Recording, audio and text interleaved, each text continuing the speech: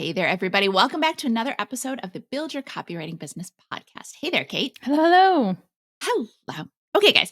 Today, we are going to dig into a topic that I actually think is going to be kind of a lot of fun to talk about because I think Kate and I are very likely to get riled up. It's true.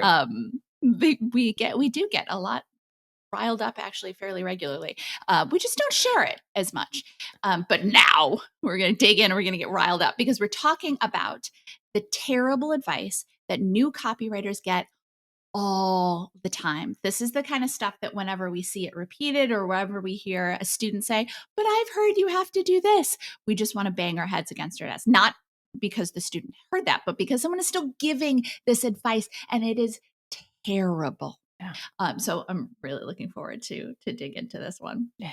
I feel like if you get riled up, I should two caveats to say, because it's so frustrating that people are giving out bad advice that are going to take people down a path that they're just going to have to come back and go down another path. And so it wastes time for copywriters trying to get going, we all have bills to pay. And if you're becoming a copywriter, presumably you either want some income to have some additional income to pay for a trip, whatever you want to do, or maybe you want to change a job and you want to get the heck out of that job and your energy is being drained. And so we feel very passionately about getting people on the path that they want to be on in the fastest way possible. So yeah, that's where our rile comes from. Mm-hmm, exactly. And this first one actually is one that has gotten me riled up for probably as long as I've been a copywriter. So more than 20 years. It makes my blood boil. So this piece of advice is that in order to learn to write copy, you need to find ads out there in the world, and then you should hand copy them in order to learn to write copy. And this is so absurd on so many levels. And I'm not sure exactly where this, I think it's a piece of advice from many years ago. Oh, so-and-so, big copywriter says this is what you have to do, but it doesn't also fundamentally make sense. Sorry to cut in, but big copywriter, I think, because you're right. Everyone's like, big copywriter says this. First of all, who's a big copywriter? We don't put our names on anything. So like there are tons of copywriters you will never hear about who are wildly successful, who are doing just major campaigns, Super Bowl commercials and helping write them and all of these big things. And you'll never know who they are. So something to keep in mind, I think, when you're out in the world and yes, there are people. We have a podcast. We are copywriters doing a podcast and we are out in the world. Yes. But knowing that so much of the work done by copywriters is not going to be promoted in a way that's flashy or that who the folks are that are doing some just really incredible work. Mm-hmm. Exactly. Sorry, I really want to caveat I appreciate that. I really do. And actually, I had a conversation with someone who was like, oh, so who are your favorite copywriters right now? And I was like, yeah, a couple, but to your point, Kate, the vast majority of copywriters you do not know. Anyway. Well, the copywriters you do know, you're like, what's the work that they've done? Like, who are they working? They're, talking about copywriting, but where's their body of work? Are they actually writing copy? Right. We're going to get riled up on a totally different topic. Sorry. Anyway, back to hand copying ads. So the concept is, you'll be able to learn when you are writing it with a pen and piece of paper. But guys, that's not how we learn anything. You don't learn history by hand copying it. You don't learn how to write a novel by taking East of Eden and sitting down and hand copying it. That's not how you learn. Yes, you learn by understanding the principles first, learning and understanding the principles, learning how those principles are applied. And yes, definitely that our students know that this is a tactic we recommend a lot. Find copy out in the wild and analyze it. Go, okay, who do I think is a target audience for this? Okay, great. Do I think that they are effectively talking to that target audience? What do I think is the benefit that they're trying to convey? Are they effectively conveying that benefit? What is the call to action? Is that call to action? All of these points, those are obviously just 3 small parts of what writing copy is all about, but taking what you know about the principles of copywriting and then using it to analyze ads out in the wild. And then of course, too, if you find ones that fall a little short, because certainly there's a lot of great copy out there, there's a lot of lousy copy out there. If you find things that fall short, then use what you have learned. Say, all right, how would I rewrite this to maybe make it a little bit better, a little bit more effective? But this idea that sitting down and hand copying is going to help you learn, it just fundamentally doesn't make any sense. And don't get me wrong, at periods of my life, as I have been learning things in high school and college, I have hand copied things to help me memorize things, because that is what hand copying is good for. It is proven to help you memorize things. But you don't need to memorize ads that are out in the world. Yeah. And I can feel people maybe pushing back of like, well, but that's how I learn, is longhand and writing things out. And so sure, fine. If you see a headline and you want to copy it down and that helps you process the words and what they're saying, fine. But taking it a step further is really our main point. It's like, you have to do the work of saying, okay, who was this target audience? Because that's something I come across all the time where I'm like, oh, this made me groan, but I'm not the target audience. So, okay, is it fundamentally a terrible piece of copy? Well, no, I understand the benefit. I understand what they're asking me to do. It's a clear call to action. So maybe it was effective for this particular target audience. Maybe that's the brand voice. It's not my voice that resonates with me. Fine. But it's all of those elements of, okay, that's if writing something down is a piece of your process in this, fine. But the fundamental idea of hand copying ads, and that's it. That's what we're kind of saying. Hey, this is terrible advice, because it is. It's not. You need to take it those steps further. And we have an entire episode that we'll link to in the show notes. So definitely check that out if you're curious in terms of improving your copywriting skills and knowing kind of that step-by-step process of how to analyze and rework ads to strengthen your work. Then definitely check that one out. Yeah, you could hand copy The Great Gatsby 60,000 times and still have no idea how to write a novel, because every novel is going to be different. Your novel, I mean, if you hand copy The Great Gatsby 60,000 times, you will know how to literally physically write The Great Gatsby, but that's it. You're not going to know how to structure something fresh and new that meets certain objectives. And that's what copywriting is. Every project is going to be different. Every client is going to be different. So this concept of, yes, the best way to do this is to sit down and hand copy things that are already out there without, by the way, deciding whether or not, discerning whether or not this piece of copy is any good. The idea that you just because it's out there in the world means that it's good is not true. So is what I'm trying to say. And if you're listening to this podcast and not watching it on YouTube, this might be a fun one to watch on YouTube. I don't often feel like you gesture with your hands, but Nicki is full of gestures on this. I gesture and I emote. Hand copying ads, just dumb. It's a dumb piece of advice. It doesn't make any sense, and I'm so sick of hearing it. Well, it's just regurgitated too from, I feel like, without thinking about it. Yeah, exactly. Yeah. Yes. Okay. So breathe. Take a breath. Okay. So next up. Yes. Kate, what do you think? Choosing a niche, which maybe we should have skipped this one and saved it for a little bit later. We'll keep this relative. Her fists are even more clenched, if you can believe it. And which is worse, hand copying ads or choosing a niche? Oh, they both make me so mad. I'm going hand copying ads because that's like out the gate. But yes, they both are just not. Yeah. But choosing a niche, we also have an entire episode on this and also an entire episode of when to kind of break that rule, when to maybe decide if you do want to choose a niche. We're not saying it's bad always, but particularly when you're first starting out, there's this idea that choosing the niches and they're in the riches. I'm saying it backwards.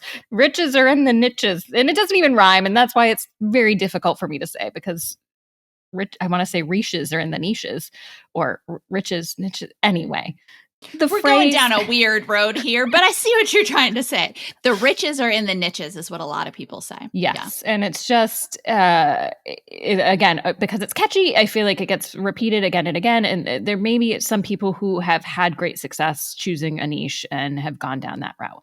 But I think the thing that they don't necessarily think about is when they were first starting out, you're limiting yourself to the amount of opportunities. And when you're first starting out, I think it's very, very easy. And even as you go down and are experienced, it's very, very easy to make assumptions about industries, about clients. This happens in our group all the time, where we have to remind folks that just because you had one bad experience, for example, with a tech client, it doesn't mean that every tech client is like that. Or you had one bad experience with a full-time role, or an employer treating you, even though you were a freelancer, like an employee, and all these situations that are very dependent on the very specific people that you're working with, the 1 or 2, 3, maybe even 5 team, however, very small sample size of humans within, when we're talking the tech sector. There are millions, if not billions, of people working in the technology industry. And so just because you have one bad experience doesn't mean they're all going to be bad. But the other thing is too, even if you don't like something or think you like something, again, it's going to be different company to company to company. And how do you know before you've tried it? I'm thinking of myself, just because I don't like, what don't I like? I like a lot of things. Just because I don't like anchovies doesn't mean I wouldn't love writing for a little tinned anchovy fish company product. It sounds like fun. It does, right? Yeah, I'm like, the containers are actually quite beautiful, and it would be fun to write copy on the packaging. But anyway, just because you don't like something yourself doesn't mean it might not be really, really fascinating and interesting to write about. We always talk about how copywriting is kind of like a puzzle. It's finding the right, knowing the audience, knowing what the voice is, knowing all of these elements, and crafting it together to create a piece of copy that is wildly effective and resonates with those people, answers the brief, answers the challenge that you're trying to solve. And so if you take that approach, there's just a world of opportunity. And I could go on and on, but I'm going to let Nicki jump in. Yeah. The idea that, okay, if you're getting into copywriting, so you need to choose a niche now, and you can focus on that, and then you'll be successful. It makes so little sense. And it just, I again, more blood boiling, because if you're brand new to copywriting, how on earth can you possibly know what industries that you're going to want to work in, or what type of copy that you're going to want to write? Like that it doesn't make any sense. You may have a perception like, oh, I want to work in the fashion industry. And you may find, actually, maybe you like writing copy in the fashion industry, but maybe you find that you also want to write for other industries as well. Or the example we always give is when we worked at a travel company, people would say, oh, I'm so excited to write copy for a travel company. And you want to be like, well, but it doesn't mean that you are traveling. Right. You're writing copy for travel products. Yeah. Anyway, but the idea of choosing a niche when you are just getting started, number one, you don't know what you're going to like and what you don't like. Number two, you are unnecessarily limiting yourself. Say that, okay, I'm only going to write fashion. So you build your portfolio and all of your samples, and it says, I am a fashion copywriter. Okay, great. What happens if you want to take clients outside of that? Or what happens if clients find your website because they're looking for a copywriter, and they see clients in a different sector and they see only fashion? They're not going to reach out to you because they assume that you only write for fashion. Whereas you may be thinking, oh, God, if I have to work with another fashion client, I'm going to lose it. Because you are unnecessarily limiting yourself. Bear in mind, too, that clients are not looking for specialization nearly as much as we'd like to believe they are. More than anything else, clients are looking for experience across industries. Because here's the thing, when you are a fashion copywriter or whatever, you only know what's happening in this industry and in this sector. Whereas there are going to be techniques, there are going to be advancements, there are going to be ideas that people are doing in all kinds of other industries that you're not able to tap into because you've only stayed in this one small niche. Clients, by and large, are looking for a depth and breadth of experience across different industries. And I'm going to keep going. I'm sorry, Kate, no, please. I just have to get this one out. I'm impressed that you've got the wind power. The idea that you have to choose one type of copy to write. Oh, I'm only going to be an email copywriter, or oh, I'm specializing in sales pages. That doesn't make any sense either, because none of these exist in a vacuum. I'm only going to write emails. Okay, well, where do those emails go? they go to landing pages, they go to sales pages, they go, where do these emails come from? Well, they come from emails. They come from Facebook ads. They come from Facebook ads. They come from all kinds of, they come from other pages. They come from all kinds of different places. So it doesn't exist in a silo. And I don't care how good you are, a client, if you come to the client and they say, oh, okay, well, we need you for our new launch project. Well, we're going to need landing pages. We're going to need a sales page. We're going to need, we'll need some emails. We need some, and if you say, no, I specialize in emails. That's all I do. The client's going to go, are you kidding me? And find somebody else. Because also too, they don't want to kick off the project with one copywriter who's just going to do their emails and then have to kick it off with somebody else who's going to do all the rest of it. Find someone else. Doesn't make sense. We do, first of all, it is better for us if we have a depth and breadth of experience. It makes it more interesting. Why on earth would you want to limit yourself to just writing one type of copy or just writing for one type of client? It makes you a stronger copywriter too. It makes you a stronger copywriter. Yeah. Thank you. Exactly. I think when we were talking about specialization, the thing to remember is you are a specialist in copywriting. I think where people go down and off the lines as a new copywriter, thinking they need to also design and they also need to be an SEO expert and they also need to be a web developer and build a website for their clients. And these are all separate professions. And so focus, your specialization is copywriting. That is your niche. Your niche is copywriting. You're not proofreading, you're not editing. And I know those are very close and people are tempted to add them as services. And maybe you do down the line, but I wouldn't recommend it when you're starting out because then you're splitting your focus in all kinds of ways. And just because you're very good at spotting typos does not mean you are a trained copy editor or proofreader. Those are also specialized skills and specialized careers that people have, there's training required. With different clients too, by the way.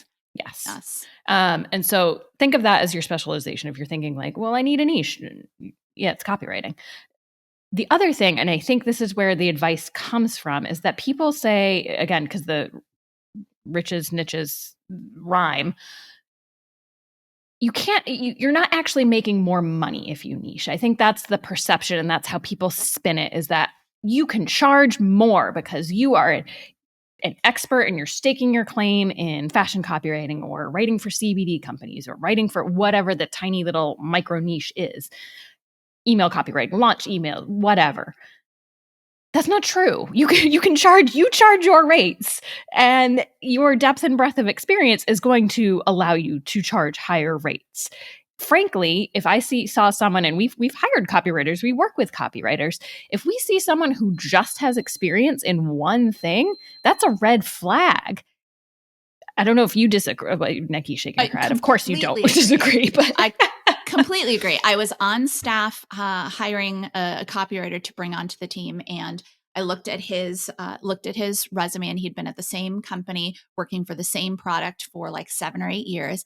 And I said, which is not necessarily a bad thing, but I said, okay, so what freelancing have you done? What other projects have you worked on? And he said, oh, I haven't done any freelancing. I've only worked on this one, which means that his experience was so incredibly narrow.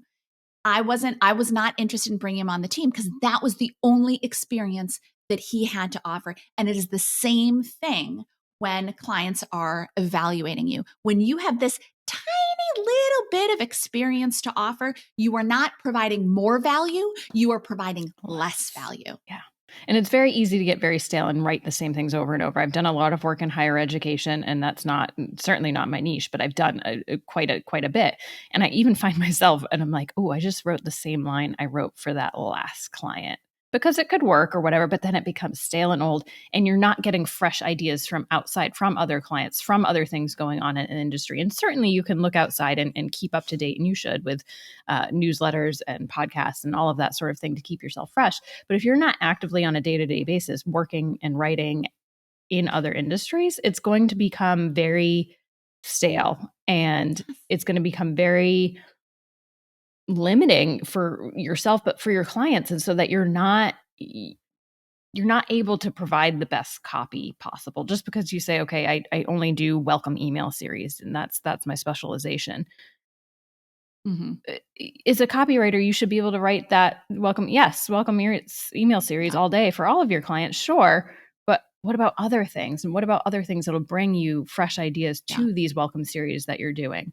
It just doesn't make sense. You can charge what you want to charge, and there's no reason a niche would allow you to charge more.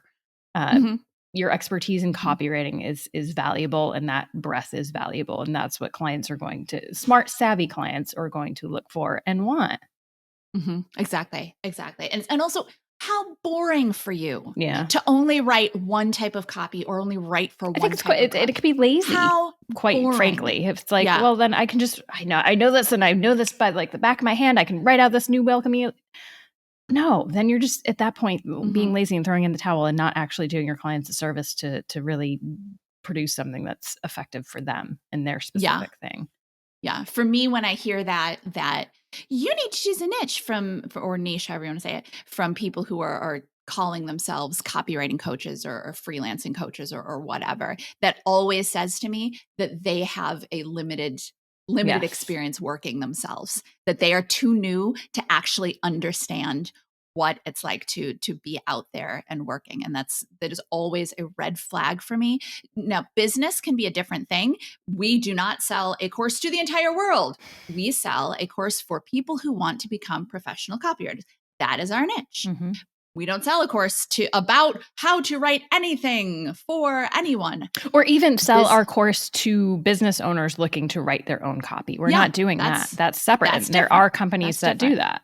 Yeah. So when it comes to creating a product business, certainly you do have to niche to a certain degree. But when it comes to providing a service, and again, copywriting is your industry. That is what you are doing. That is the specialization right there. So whenever I hear that, oh, copywriters, you have to choose a niche, or freelancers, you have to, I roll my eyes, and I'm glad that we're putting out this episode because people need to hear what a red flag that is. Yes. Okay. Take a breath. Yes. Next up, writing blogs as a way to be a copywriter, which my energy is draining from these. It takes a lot. It takes a lot to write a blog post? No, it takes a lot to talk about writing, why blogs aren't copy, which we have the difference between copywriting and content writing is stark. And I saw this on LinkedIn recently where people were like, it doesn't matter the difference. Why are we distinguishing between content and copywriters? And I thought, oh my gosh, for people hiring, again, if we were hiring a copywriter and we saw a bunch of blogs on their portfolio, or it would demonstrate to us that they didn't understand the difference. And if we're looking for a copywriter, we don't necessarily want a content writer. Yes, there are people that can do both. Yes, you can offer both as services, but they are two very, very distinct things. And I've worked with both copywriters and content writers, many, many of them. And there are some people that are wildly effective at doing both. It's much, much, much more common that there are people that are very great copywriters and cannot for the life of them write a blog post, and vice versa. There are people that can write a wonderfully written article, long article, and can't for the life of them understand how to write an effective headline because they haven't learned the marketing principles behind what makes an effective headline. They can string together sentences. Yes, they don't know how to break the rules when they have to write incomplete sentences or to bend the rules of grammar, quite frankly, and do things that are most effective for the copy on a page. So they're just two very, very distinct skill sets that, yes, think of it like a Venn diagram. Not everyone fits right in the middle of being able to do both and do both equally well. And so the advice, and there are copywriters touting this advice of using blog writing to break into the field. That's a way to break into content writing. That is not a way to break into copywriting. And if your goal is to get paid as a writer, fine. That's a very valid way to make money as a writer. You're going to make a significantly lot less money than as a copywriter because the value is not as great to companies. Content writing is it's an easier field to break into. It's a churn and burn, quite frankly, because the expectation on you is to write a lot of pieces and the money's not always there. And so it's just it's bad advice. If your goal is to be a copywriter, then you should focus on writing copy and getting experience writing copy. And you can do that. You can pitch very, very early on in your career to small businesses once you have the fundamental principles of copy that you know, features versus benefits. You know how to write a clear call to action. You have these skills that you can use to land work. And writing blogs is, again, it's a way to slow you down versus getting you to your end goal if that's your end goal. Yeah, I'm glad that you mentioned that it's a churn and burn industry. It's easy to get into because it does not, and I apologize to anybody who is a skilled content writer, I because would there consider are myself plenty. one. Absolutely. You do not have to But apologize to me. skilled, yeah, I'm going to anyway. But skilled content writers also know that it is tricky because the market is flooded with people who are not skilled and who are happy to work for 2 cents a word. And I'm not making that up. No. 2 cents a word. Oh, we need 1,000-word 1 blog cent's post, a word for and some people. Exactly. So, It literally is a pennies. churn and burn industry. And again, content and copy, they have 2 different purposes. They're doing 2 different things. Content, that's great, and we'll link to the episode, but copy requires much more skill and strategy, and it directly impacts companies' bottom lines, their outcomes. And that is why people pay so much more for it. I think sometimes people think, well, I'll just start with blog posts because it's less scary. Right. Well, it feels easier to write a blog post. Yeah. Generally, it is easier to write a blog post, which is why it's easier to get into it, which is why they can pay you a cent a word. And which is why, by the way, when people say like, oh, AI is going to take over, AI is not going to take over copywriting.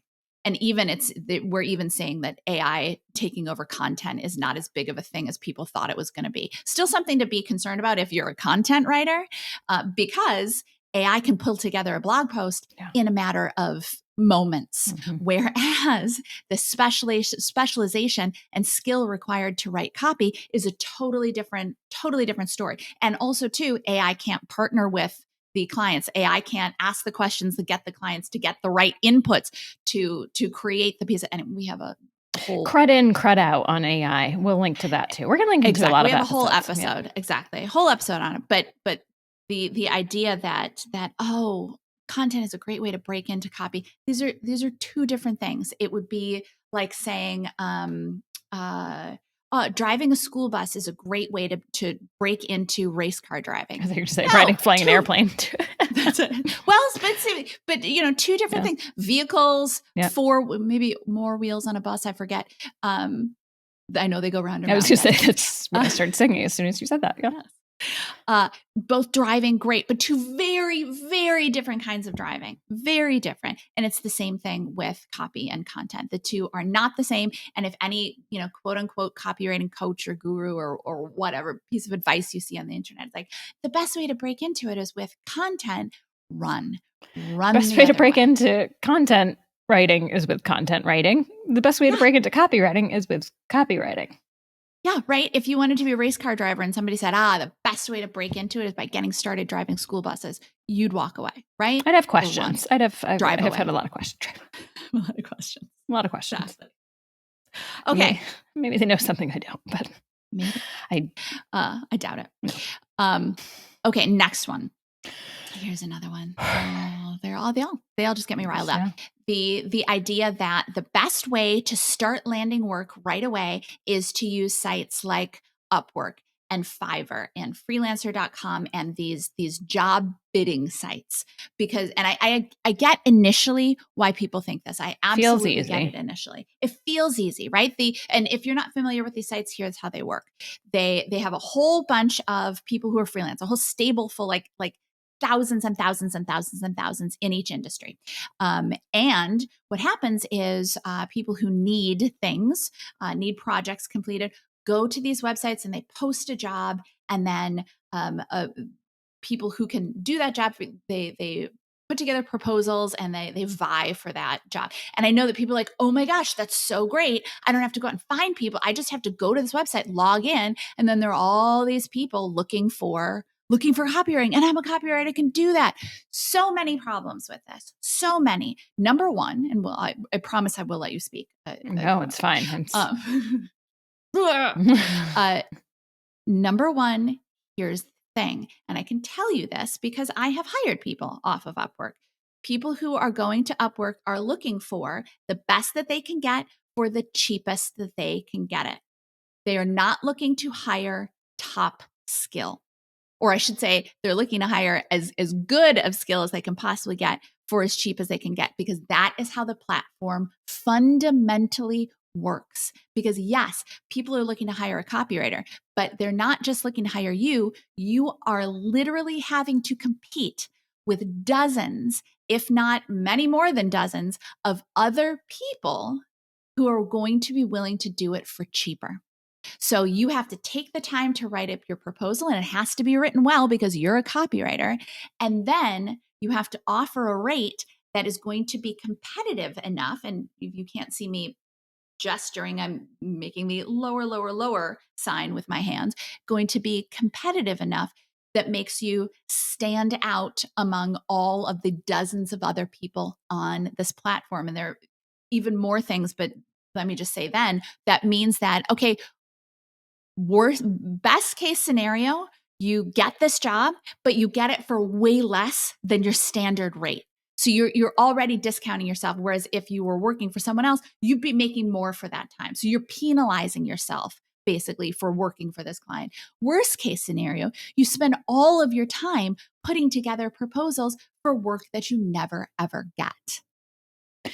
And I think one of the big reasons, one of the things that we see most often, and we've taught over 10,000 students at this point, so we've seen a lot of careers. And I think what most often happens is that people, and again, the way we teach folks how to pitch is very value based. So we're not sending just mass emails to folks. But I think what happens is sometimes people will send 2 or 3 pitches, not hear back, and get very discouraged. And they might not follow up. And you need to follow up on your pitches, everyone. You need to send more than 3 as well. This is not something that happens overnight. And so I think our brains want things to move really fast. We want that instant gratification. We want an instant yes. And do some people get that? Absolutely. There are people that send out a pitch and the next morning they wake up, oh my God, they said yes and I have a discovery call, freak out. It's lovely. But most often, and the analogy I like to use is that it's like planting a garden. You're planting each pitch is a seed that you're planting, and the follow-ups are like watering it. And eventually this will sprout into a big, beautiful, wonderful garden. It's a long-term strategy. It's something, and it doesn't have to take tons of time. It's just not necessarily going to happen literally overnight. And so I think then people do that, get discouraged, go to Upwork because they think, well, I can just go to this platform and tomorrow I'll have a client.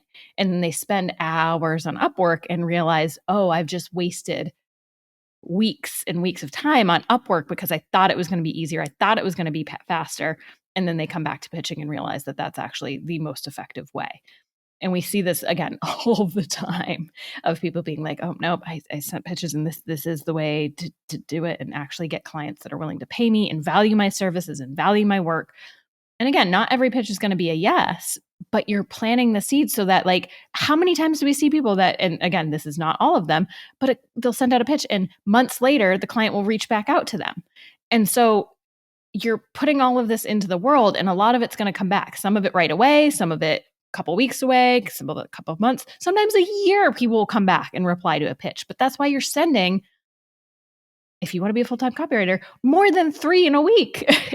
That's not going to, they get faster. And CCA students know you have all the support to craft a wildly effective pitch, and you get very good at sending them. And it becomes routine, part of your business, part of generating work for your business. And so what feels initially overwhelming and the shiny thing like Upwork feels like the easy thing, everyone always learns, oh wait, no, this was just something new and different. And once I got good at it, this is so much easier than Upwork and so much more effective. And I have so much more control over who I work with, what I charge, having a partnership. I'm not just getting thrown projects and executing on them. I'm actually able to communicate with my client and tell them, okay, maybe this isn't the right project that you need to start with. Instead of starting with a landing page when you have nothing to drive to that landing page, let's start there and have something to drive to that landing page. And so it's frustrating, but I think it is a mental block of thinking long-term versus thinking very, very short-term. Yeah. And I think too, sometimes students think, well, or I should say new copywriters, they think, well, but I know these people need my services. And if I pitch, I might be bothering other people who maybe they don't even need my services. But remember, you only know that they need your services because they posted it up there. The vast majority of copywriting projects are never posted on Upwork, Indeed, any of the job posting sites, because they're working on the projects behind the scenes. Sometimes we'll hear students say, well, how do I find the clients that are actively looking for copywriters, that are working on a project that need a copywriter? You can't know, unless you're psychic, you can't know what that company is working on, because they're not making projects that are still in the works public. You only know that something happened because it's completed, right? You only know that projects happen because they're completed. So the projects before they're completed are behind the scenes. You're not going to know in advance, but that doesn't matter, because again, number one, you are providing value in your pitches. You do it the way that we teach you to. It is all about providing value. You will strip out any and all salesiness. It is all about providing value and being helpful. And that is why so many of our students report back that people thank them when they receive their pitches. But also, to Kate's point about planting the seed, okay, maybe they don't have a project that they're working on right now. But when you send a pitch that is based on providing value, they are much more likely to hang on to it and to call you when they do have a project. And yeah, is it great when you get a client immediately? Super. But you know what? Is it also great when you get a client 3 months, 6 months later after you sent the pitch? Yeah, it's still just as good. That money is still just as good. I understand that, but it seems easy. It seems less scary to do it on Upwork, but it's a waste of time and it is devaluing your skills. On top of the fact that you can't cultivate this person as a client because Upwork owns the interaction. When you are on Upwork, trying to make Upwork work, you are competing for one project among dozens of other people. When you are pitching, it is one you and any number of potential opportunities. And that is the ratio that you want to be looking for. That is the situation that will make you successful as a copywriter. And to Kate's point, it is a little bit of a mindset shift.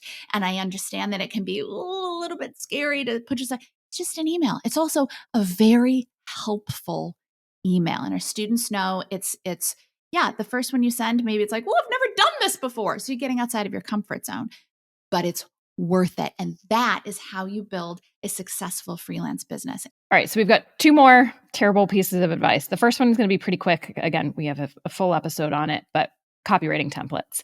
I think new copywriters see this or advertise to it all the time of like, use these templates and these subject lines will get opens and increase your open rates. And these templates is how you write a welcome email and it'll increase it. All of this kind of like marketing speak that's very easy to feel. Sometimes I read them. I'm like, oh my gosh, is this? And then it's very quickly like, no, there's no template that can be sold to everyone in any industry that's going to do what it purports to do. Because as CCA students know, you always have your creative brief, and every creative brief is going to be different. The challenge that you're going to be solving is going to be very specific to that company, that target audience, that tone of voice. So how could there possibly be a formula that works for any project? You need to do the due diligence of knowing who your audience is, what they need to hear. And on top of that, some of these formulas become just very cliche. What if everyone used the same formula for subject lines and then you open your inbox and you just see an inbox full of the same formula? It's old, it's tired, it's not compelling. Yeah. Yeah. Well, and the idea too, sometimes it's, well, if I just had a template for sending out pitches, guess what, friends? You're a copywriter. You need to be able to write your own stuff. It's whether it's a template for pitching, whether it's a template for, sure, you can use these things to help you get ideas. Absolutely. I'm not saying you should Good never for inspiration. Yeah, download them. See what they're saying. Maybe there's an idea that a germ of an idea that you can use. But you are a professional writer. And if you want people to pay you at the level of professional writing, then you have to use your skill, your strategy, your creativity to create great work. And I think the strongest copy is in the specificity.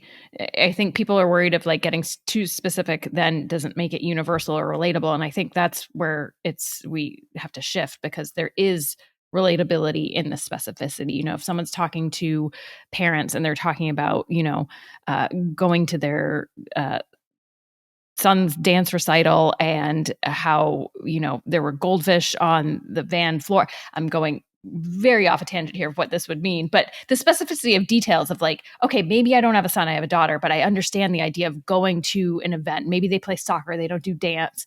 Goldfish, okay, they like this snack instead of this snack, but the details bring that to life for you. And so the specificity, I think it makes anything that's formulaic just really ineffective. Yeah. And again, we have a whole episode on it. So if you're like, tell me more about templates, dig into it there.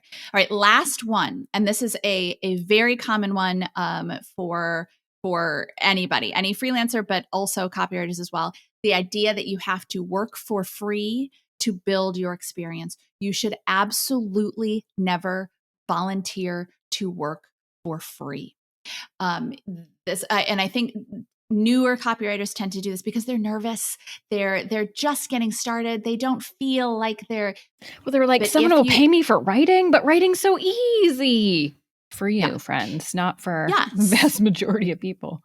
Well, and I think too, when you're just getting started, you're unsure of yourself, but remember that you have been practicing. If you're a CCA student, you've been practicing, you've been training, you've been honing your skills, which means that those skills are valuable. And here's the thing: when you come to someone and you say, "I love your product, I'd love to write for you and write for you for free," there are two problems with that.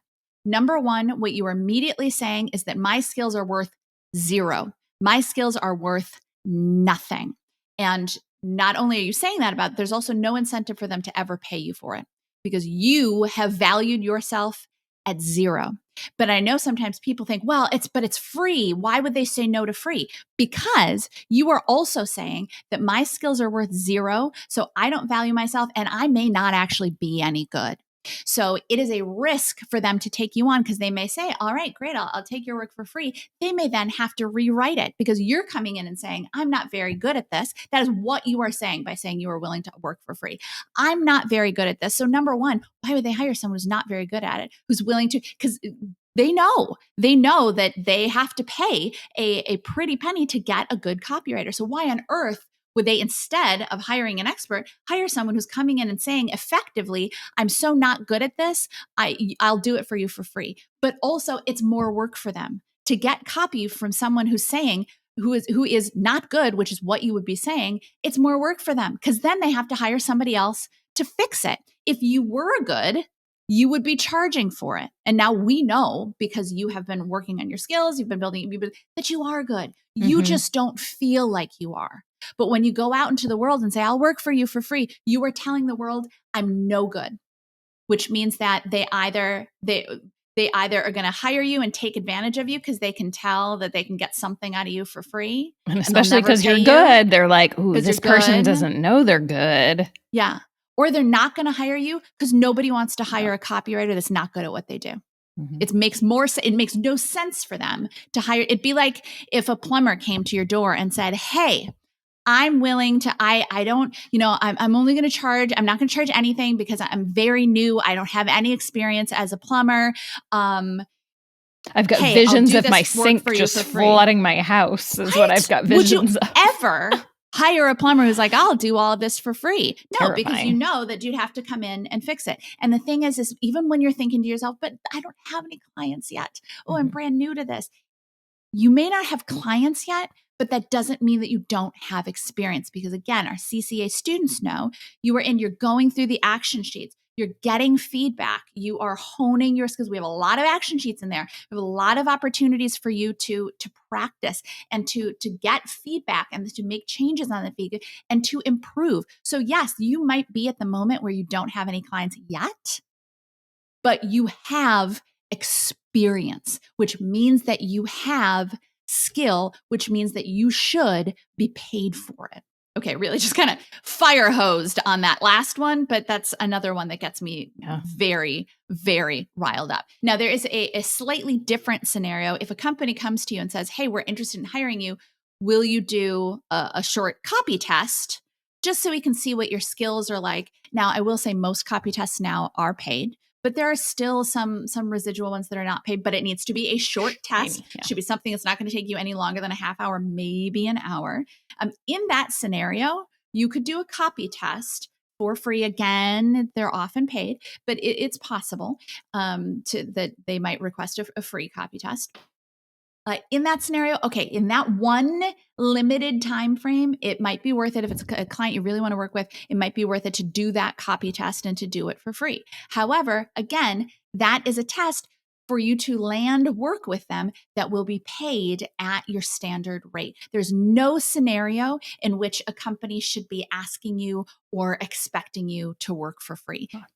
And the copy test should be copy that they're not going to use. And we have, Yes. I think we have an episode about copy tests we'll link to as well. I'm going to include that. And we have so many links. Episodes, so yeah. So many links. You know, you might maybe at some point in your career you do pro bono work for a nonprofit. That is understood. It's also the parameters of that are very, very clear. Also, by the way, though, make sure you're making a ton of money in your regular career because you don't have a lot of time to give work away for free. The time that you're spending giving and work away for nonprofits have free, budgets, frankly. So I think just be careful on where you volunteer and how you volunteer. Yeah, that's a great point. Yeah, not being taken advantage of. Yeah, because that's the thing. Any work that you do for free is taking away from the time that you could be spending making income. And I don't want to say like, oh, making money, but making income. You have bills to pay. So if you're spending a lot of time doing free work, which just don't, you're taking away from time that you could be making income. And again, I understand feeling new, feeling nervous. Everybody feels nervous when they're new to something. But this is, again, all about kind of getting outside of your comfort zone. Maybe listen to this episode again, or at least listen to the part of it. This is all said with like love. We're not yelling at you. But you have value. You have value. You have value. Charge for that value. You have value. Well, and it's a confidence thing. Like you always say, you know, it's another case of you're not going to gain confidence for charging for your work until you charge for your work. We don't gain the confidence before we do the thing. And so if the thing that is hanging you up is charging for your services, you need to charge for your services, and it will get easier and easier and easier. And that includes, quite frankly, for friends and family. I think it's tempting to do a project with friends and family and think, well, friends and family, so I have to work for free or I have to severely discount. No. First of all, you don't even have to work with friends and family if you don't want to mix that. That is a perfect boundary to set. I frankly don't. And I think on top of that, you do not have to discount your rates with friends and family. That's another option. This is all choices that you can make. And so you have value to offer. I think that's the real key here, is that if any one of your other friends, family, non-friends and family, anyone you know that's offering value, would you expect it for free? The answer is likely no. And so apply that same respect to your own services. Yeah.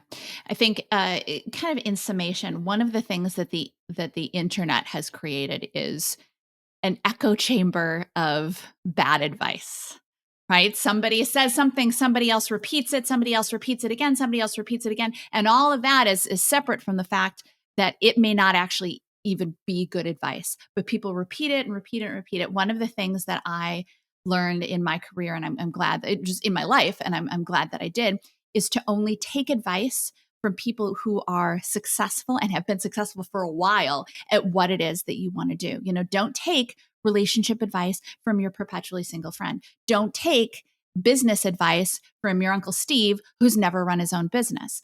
Don't take Steve. Steve. And it's the same thing too. You know, don't take advice. Certainly go out into the world, learn, follow a bunch of different people, but just be discerning about where you're getting this advice. There are a lot of copywriters, you also, by the way, you don't have to there are no credentials for calling yourself a coach. Now, Kate and I, we've been doing this, and again, not that we're better than anyone else, but we can tell you that we are more experienced than actually probably the vast majority of other people out there teaching copywriting. Maybe not vast, but certainly many of them. My point is that there's no credentials for calling yourself a coach. So if you're tempted to take advice, just do a little bit of digging. Like, hop on LinkedIn. This person has interesting things to say, but this person has actually only been freelancing for 2 years or 3 or whatever, which means that their experience is only, and again, I'm not saying that they don't have good things to say. They probably do have some good pieces of advice, but instead of taking all of that advice, just, if someone has only been working for 2 or 3 years, or even, 7 or 8 years, they have a limited slice of experience. Or if they've only freelanced and they've never worked in an agency, or they've never worked in-house, or they've never look at the depth and breadth so that okay, if they're speaking to freelance, okay, they've freelanced, so maybe they know what they're talking about there, but they never worked within a company, so maybe they don't have anything to offer there. Just be discerning. And also too, if it's someone that you were impressed by, maybe find out where they learned from, right? I remember once years ago, I was going to purchase a course about doing Facebook ads, and this person said, oh yeah, this is my course, and I learned everything from XYZ person. And I went, okay, well then I'm going to go buy XYZ person's course because I want to know from them. But anyway, my point is that, first of all, everything we've talked about here, listen to it again if you need to, because it's terrible, terrible advice. But beyond that, yes, absolutely, be out in the world, get on LinkedIn, follow people on Instagram, but be discerning, because again, it's very easy to look successful online. It's very easy to pass around pieces of advice that are not time tested. It's very easy to say things about yourself, about your experiences online.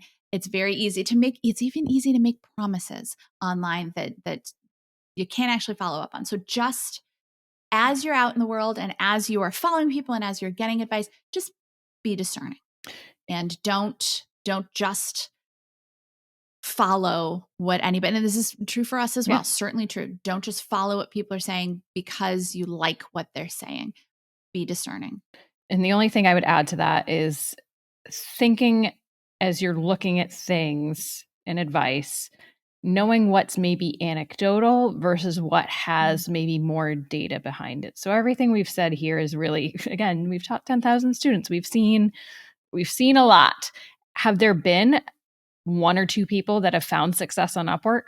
Sure. Oh, of course. Yes. But the vast, vast majority, that's not the case. And so will you find people that disprove anything? Yes, you will always find outliers to anything. But knowing that, okay, this is one person, but all this body of work says otherwise, then just kind of weighing that into your decision as well. Yeah. And I know we need to finish this up, but also, no. I mean, but also make sure to discern what's advice and what's marketing, right? This is a tactic, or am I saying this because I want you to purchase something from me? There is a difference. Okay. So now I promise we'll finish it up. I need a nap. A longer one. Kate needs a nap. Real long nap. We're both not even 11. Yes. But this was, it was a longer one, but we didn't want to take any of this stuff out because it's so common, and you need to know it. And if you have not heard any of this stuff yet, you will hear it. And none of us, nobody in our community at all wants you to be derailed by following this advice and going down those pathways. So that said, Kate and I are done getting riled up. Get ready to record our next one in a much more calm way. It's very calm. Probably. I make no promises. Okay, so with that, we will catch you guys in the next episode. Bye, everybody. Like what you heard? Hit subscribe so you never miss a video. And if you're ready to take the first step toward becoming a copywriter yourself, sign up for a free video training right here.